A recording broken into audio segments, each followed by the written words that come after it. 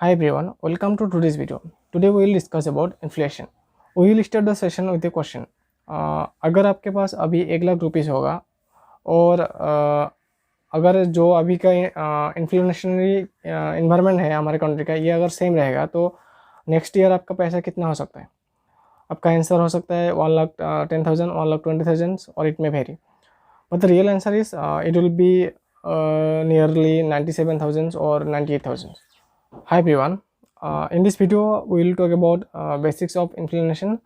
Then we will talk about how to preserve our money during an inflationary environment and how to make more money in this environment. पहले basics of inflation. Suppose आपको Apple बहुत पसंद है और पिछले साल आपने Apple ख़रीदा था 100 रुपीज़ पर केजी, लेकिन इस साल आपको एप्पल 110 पर केजी मिल रहा है. हाइपोथेटिकली अगर ऐसा कोई जगह होगा जहाँ पे सिर्फ एप्पल ही मिल रहा होगा, तो उस केस में जो इन्फ्लेशन रेट होगा वो होगा 10%, क्योंकि एप्पल का प्राइस 100 से लेके 110 हो गया तो 10% इंक्रीज़ हुआ, तो ये हो जाएगा 10% का इन्फ्लेशन. सिमिलरली जो इन्फ्लेशन होता है ये पूरा मटेरियल्स, पूरा सामान को लेके, मतलब कंट्री में जितना सामान मिलता है पूरा को लेके एवरेज जो इन्फ्लेशन होता है उसको लेते हैं, एवरेज इन्फ्लेशन को लेते हैं. Inflation can be two types.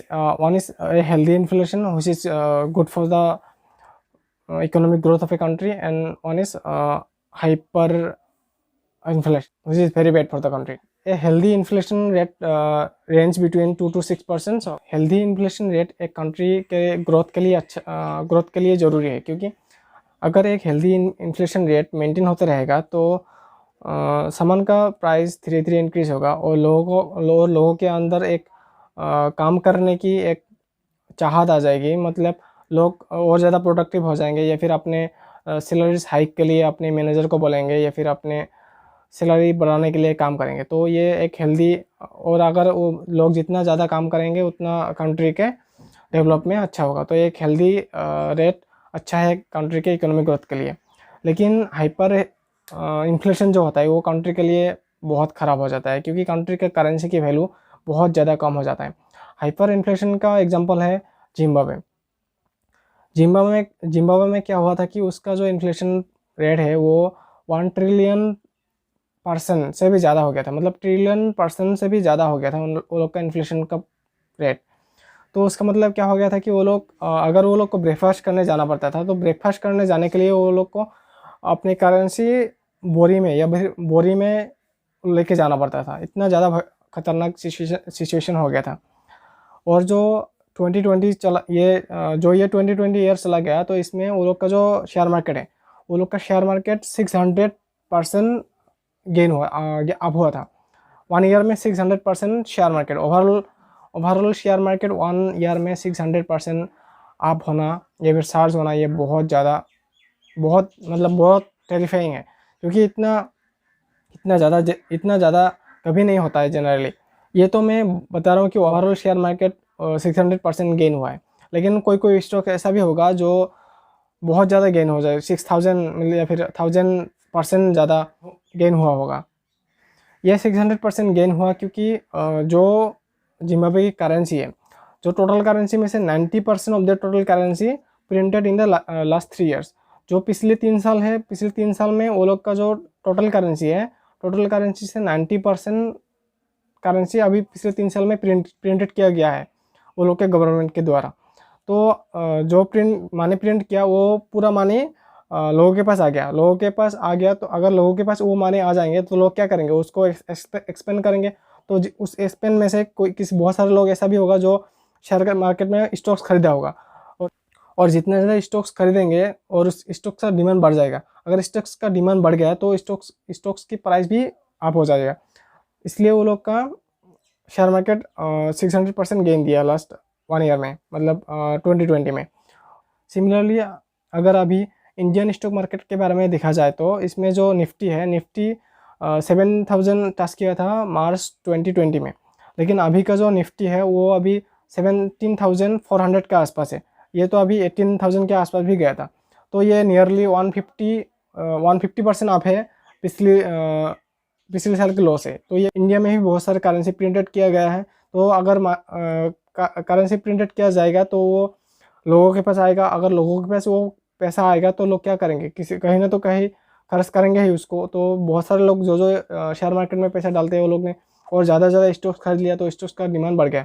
अगर स्टॉक्स किसी भी चीज़ की डिमांड्स बढ़ेगी तो उसका प्राइस अपने आप हाई हो जाएगा। तो इसलिए अभी स्टॉक मार्केट पिछले साल में 150% गेन दिया है।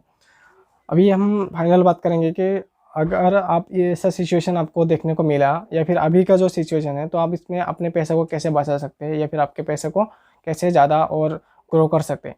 अगर आप जनरल पीपल है तो आपके पास पहला ऑप्शन होगा एफडी या फिर सेविंग अकाउंट। अगर आप एफडी में पैसा डालोगे तो आपको रिटर्न कितना मिलेगा, 4 to 5% मिलेगा। लेकिन अब अगर आपकी का जो इन्फ्लेशन है वो 7 to 10% ऐसा कुछ है, तो इसमें आपका अल्टीमेटली लॉस ही हो जाएगा। तो FD is not a good option right now. अगर सिमिलरली आप अगर अपने सिर्फ सेविंग अकाउंट में पैसा रखोगे, सेविंग अकाउंट में अगर कुछ नहीं करोगे, एफडी भी नहीं खोलोगे, तो आपको कितना परसेंट रिटर्न मिलता है, 2% एनुअल रिटर्न मिलता है। अगर आप उस 2% में रखोगे तो आपको तो बहुत ज़्यादा लॉस हो जाएगा, वो तो नियरली 6% के आसपास आपको लॉस हो जाएगा। मतलब अगर आपने 1 लाख रुपीज़ आपके अकाउंट में रखा, सिर्फ सेविंग अकाउंट में, वो एफडी भी नहीं किया, तो आपको नेक्स्ट ईयर आपका पैसा कितना हो जाएगा, तो वो 94,000 के आसपास हो जाएगा। नेक्स्ट आपके पास ऑप्शन होगा रियल एस्टेट। तो रियल एस्टेट ये डिपेंड करता है, मतलब आप कौन सा सिटी में अभी हो। अगर आप सिटी टायर 1 टायर 2 टायर 1 अगर आप टायर 1 सिटीज़ में हो तो आपको रियल इन्वेस्ट करने के लिए बहुत दिक्कत होने वाला है, क्योंकि रियल एस्टेट का काम ही पूरा ब्रोकर्स करते हैं, तो उसमें बहुत ज़्यादा टैक्स देना पड़ता है। और एक तो रियल एस्टेट का जो प्राइस है वो बहुत ज़्यादा फ्लक्चुएशन करता है अभी। तो अगर आप टायर 3 ऐसा कुछ सिटीज़ में है तो आपको रियल एस्टेट में ज़्यादा रिटर्न मिलने वाला है। लेकिन अगर आप टायर 1 सिटीज़ में है तो आपको रियल एस्टेट में उतना ज़्यादा रिटर्न नहीं मिलने वाला है। नेक्स्ट ऑप्शन आपके पास है तो गोल्ड है। गोल्ड एक अच्छा इन्वेस्टमेंट हमेशा माना जाता है, क्योंकि गोल्ड का सप्लाई लिमिटेड होता है, तो उसका प्राइस हमेशा बढ़ता ही है अल्टीमेटली। हमेशा मतलब क्या, हमेशा का मतलब यह है कि लॉन्ग टर्म में इसका प्राइस बढ़ता ही है। तो लेकिन आप गोल्ड तो फिजिकल फॉर्म में नहीं रख सकते, क्योंकि अगर गोल्ड आप फिजिकल फॉर्म्स में रखोगे तो ये चोरी होने की बहुत ज़्यादा चांस रहता है, और आपको घर भी बहुत ज़्यादा रिस्की हो जाता है। तो ये एक अच्छा ऑप्शन है, लेकिन आपको इसमें डिजिटल गोल्ड खरीदना पड़ेगा। Next is stocks and mutual funds.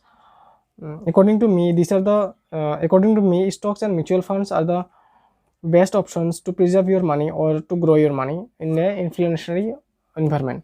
Automatically अगर इन्फ्लेशन ज़्यादा हो जाएगा तो उसका इफेक्ट्स शेयर मार्केट में आएगा ही, और शेयर मार्केट अपने आप बुल रन ले लेगा या फिर वो अपने आप ऊपर जाएगा। तो अल्टीमेटली आपका पैसा और ज़्यादा बढ़ने की चांस है इसमें। अगर आपको स्टॉक मार्केट में बारे में और ज़्यादा से अच्छी तरह से पता है तो आप तो और बहुत ज़्यादा रिटर्न भी कमा सकते हैं इन्फ्लेशन के टाइम में। और अगर आपको शेयर मार्केट के बारे में उतना नहीं पता है तो पहले आप उसको सीख लो, मतलब अच्छी तरह से सीख लो। आप फंडामेंटल एनालिसिस सीख सकते हैं, मतलब या फिर कैसे किसी कंपनी को फंडामेंटली एनालाइज किया जाता है, या फिर उसमें इन्वेस्ट कर सकते हैं। या फिर अगर आप बिगिनर है तो आप म्यूचुअल फंड से भी स्टार्ट कर सकते हैं। लेकिन म्यूचुअल फंड में क्या होता है कि जो मैनेजर है वो आपके पैसा को मैनेज करेंगे, तो वो लोग भी अच्छा रिटर्न दे देता है अगर ऐसा इन्फ्लेशनरी इन्वायरमेंट पे। आप अगर पिछले 1 साल का रिटर्न देखोगे तो किसी म्यूचुअल फंड का रिटर्न 100% से भी ज़्यादा है, तो वो एक अच्छा रिटर्न है। और जबकि आप एफडी में सिर्फ 5 to 6% या फिर 4 to 5% ही कमा सकते हैं, लेकिन यहाँ म्यूचुअल फंड पिछले साल में 100% गेन दिया है। तो these are the things about inflation and you should know these terms. Thank you for watching. If you are new here, please subscribe and like the channel.